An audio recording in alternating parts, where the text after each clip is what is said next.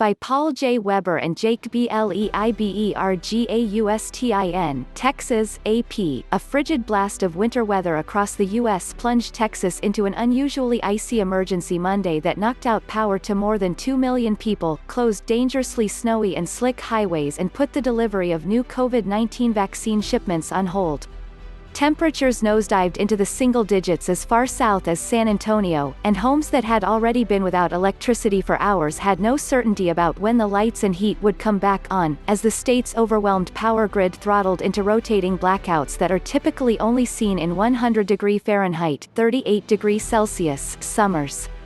The storm was part of a massive system that brought snow, sleet and freezing rain to the southern plains and was spreading across the Ohio Valley and to the northeast. "We're living through a really historic event going on right now," said Jason Furtado, a professor of meteorology at the University of Oklahoma, pointing to all of Texas under a winter storm warning and the extent of the freezing temperatures.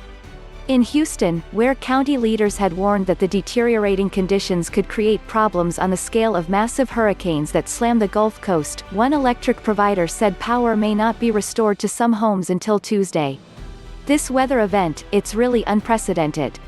We all living here know that," said Dan Woodfin, Senior Director of System Operations at the Electric Reliability Council of Texas.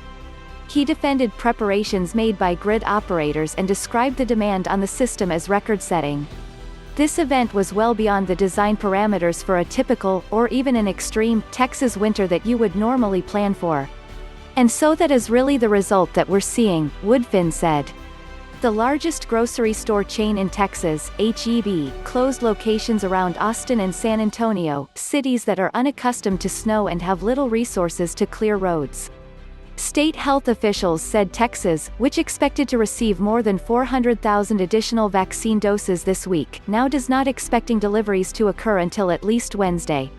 "Vaccination will resume as soon as it is safe," said Douglas Loveday, a spokesman for the Texas Department of State Health Services.